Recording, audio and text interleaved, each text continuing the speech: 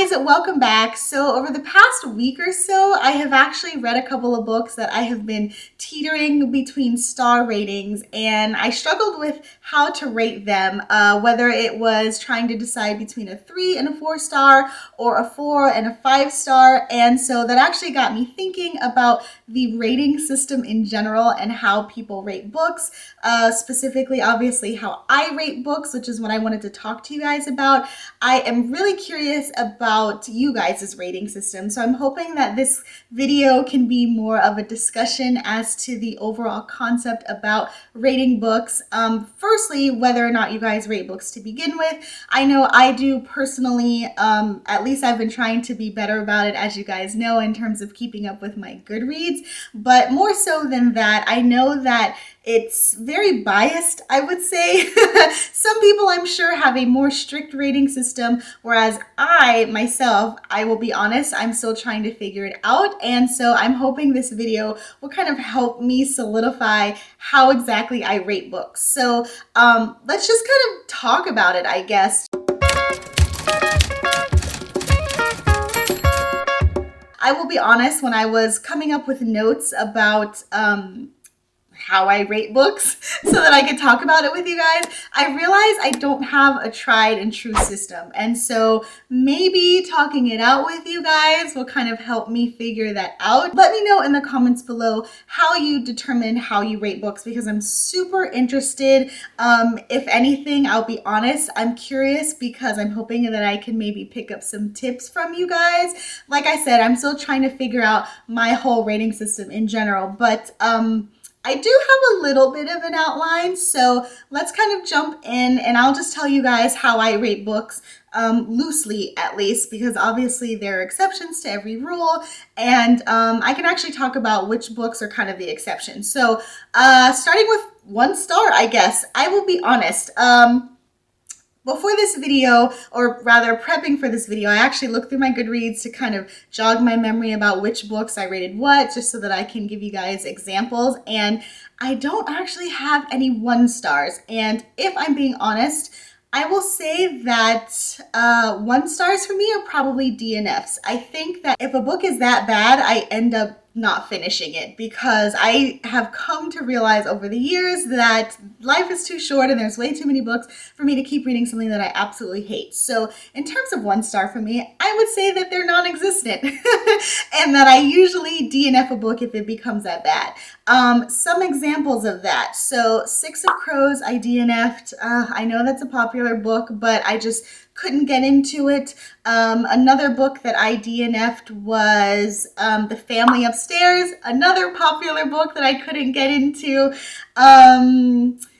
Let's see, I would say for me, in order for me to DNF a book, it has to meet a few criteria. Now, let me just say really quickly, there are 2 types of DNFs for me. One is when I'm just not in the mental state to deal with it. I'm a mood reader, and if I want to read something and I pick it up and I just can't get into it, I'll DNF it temporarily. So I'm not talking about those, obviously.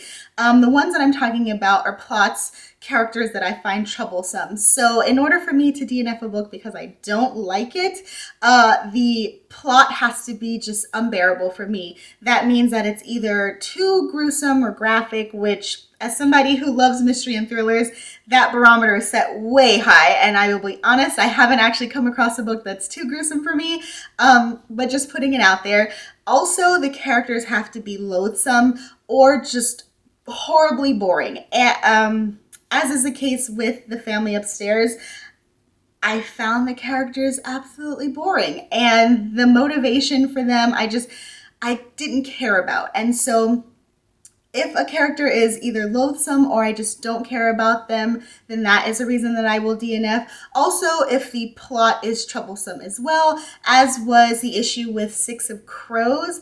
I actually really wanted to like that book, but I had a lot of issues with the plot and the pacing, and it seemed a little too unbelievable for me, so much so, well, I would actually say a lot unbelievable for me, so much so, obviously, that's why I put it down. So those would be my kind of DNF reasons. Like I said, I would probably make that the equivalent of a 1 star. As far as 2 stars go, I would say for 2 stars, It is readable enough for me to finish, so I don't DNF them. I actually finished the book, but it still has a lot of problems. That's not to say that it doesn't have its redeeming qualities, or maybe like plot lines or specific characters whose personalities I find things of interest in, but overall it just doesn't work for me. Prime example, or rather the most recent book that I read that I rated a 2-star, was the Sitterford Mysteries by Agatha Christie. I think I read it at the end of last year, and unfortunately, that one had a lot of troubles for me, but because I ended up finishing it, it automatically gets slated into the 2-star. But what prevented it from becoming a 3-star for me, again, was just overall plot issues. I thought that it dragged on and it was severely slow paced, but not in a way to where it paid off. There were a lot of mundane details. I would say that this specific book, the reason that I rated it 2-star was because it was boring, which is just so awful for me to say as an Agatha Christie fan, but there you have it. So for books to have 2-stars for me, I would say that it's either one or the other in terms of plot being an issue or characters being an issue. If both are an issue, then that's probably when I'll DNF it. But if the plot is horribly unrealistic, or it is slow, or it is just all over the place and not going anywhere, that is a reason why I will give it 2 stars. On the flip side, if we've got characters who are just loathsome or too stupid to live, which I have come across a lot of in my romantic suspense reading days, that is usually when I will also give it 2 stars. I'm trying to think of another example of a book that I've given 2 stars. Let me look at my Goodreads, actually. I probably should have had more examples. Let's see. So there was a book called, oh man, okay, so there's a book called Nobody's Baby But Mine by Susan Elizabeth Phillips. This is a romance, and I read it a while ago, and I usually love her work, but that was a prime example of a book that I gave 2 stars because of the characters. The female protagonist in that story was horrible. It was a plot to where she gets herself pregnant by this guy who obviously is in the dark about it, and that concept in general, it just makes my blood boil because that's an awful way to trick somebody. But that was a main reason why I gave that book 2 stars, because the character was just horrible for me to even want to continue on. And I know that a lot of times in books, and really well written books, there can be characters that you aren't supposed to empathize with, and if the writing is done really well, you can still enjoy the story and kind of see that horrible character being put through trials and tribulations. But that's not what I'm talking about. Sometimes there are stories where the character is just the worst and you don't want to read about them. So that's why I would give a book 2 stars. Okay, as far as 3 stars, I feel like a lot of the books that I read end up being in the 3 to 4 star category because they're usually enjoyable. But I would say when I give a book 3 stars, it is because it's enjoyable but unmemorable. And what I mean by that is that I enjoy the plot and the characters okay enough. And it can usually be by an author that I really like, or a series that I will continuously keep going to. But the reason that I end up giving it 3 stars is that if you ask me in a month or even like 2 weeks what the book is about or the names of the characters, I won't remember.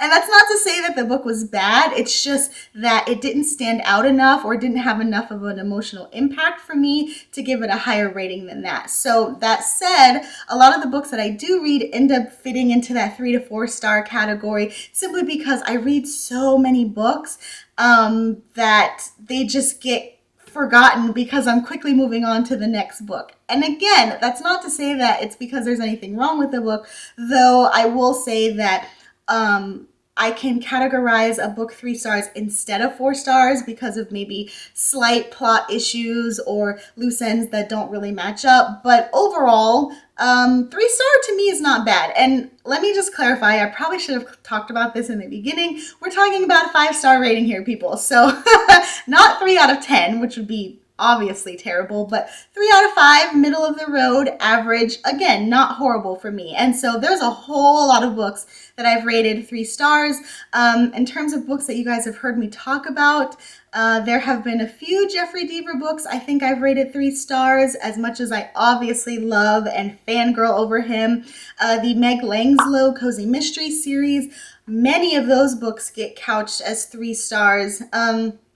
I love reading series, so a lot of those longer series, many of the books in those will be 3 stars simply because I race through the storylines and the books are easy for me to pick up, read through quickly, and then forget about and move on to the next book. I'm really interested to see what you guys think of 3 stars because, again, for me, it's not bad, but for you or for other people, 3 stars might actually be not so great.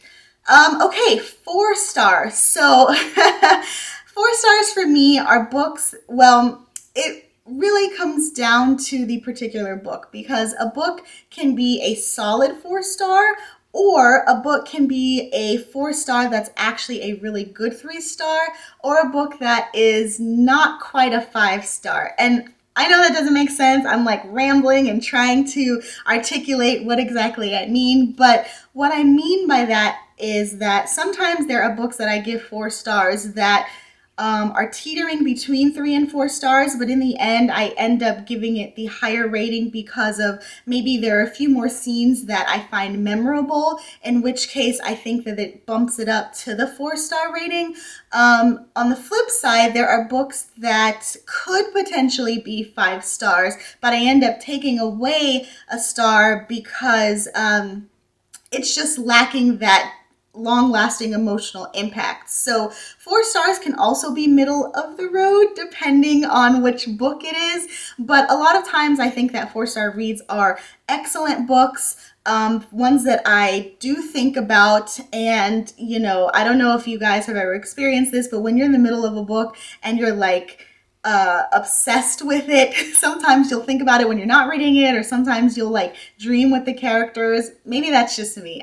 I don't know. Let me know that I'm not the only one who does that. But anyway, with a 4 star book, that is something that can happen. A perfect example, I actually just finished this book, which is my first Stephen King, Mr. Mercedes. I ended up giving that 4 stars, and it checked off all of the boxes in terms of great plot, great writing. I was thinking about the book when I wasn't reading it, but in this case, it was a book that teetered between 4 and 5 stars. And the reason that I didn't give it 5 stars is because it didn't leave me with a deep emotional impact to where I'm going to be wanting to revisit it.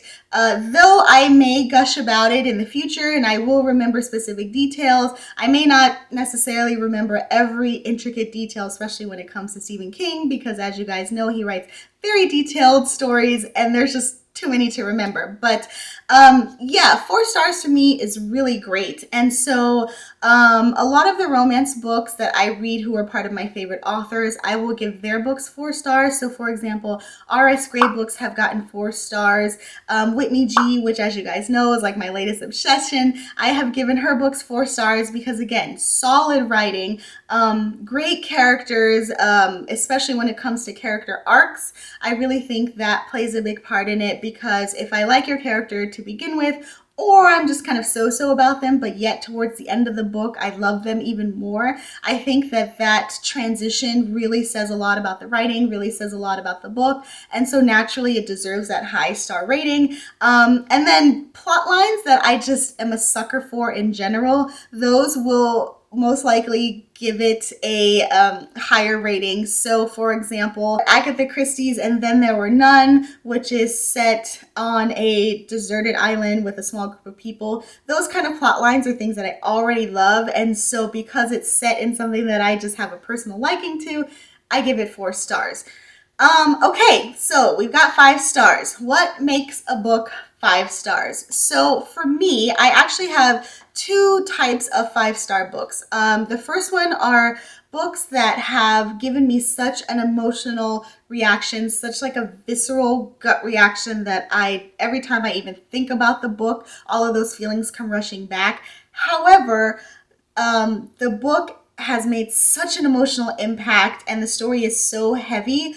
I've read it once and I've never read it again. So what I mean by that are books that typically have made me cry, typically have stayed with me for a very, very long time, but because they're so emotionally gut-wrenching, I could really only bring myself to read it that one time and then just live off of the emotions when I remember the book. And then on the flip side, I've got 5-star books that have naturally hit on that same emotional reaction. But these are books that I find comforting, my comfort reads, things that I can reread and come back to just out of sheer pleasure, or when I am feeling down and I want something comforting. So just to show you examples about the two of them. A book that I would say is a 5-star, but I've only read once. A lot of them are kind of older classic books, though not the traditional classics. So for example, Jhumpa Lahiri's Interpreter of Maladies. Again, I've only read that once, but to this day, every time I think about it, I get such a strong emotional response.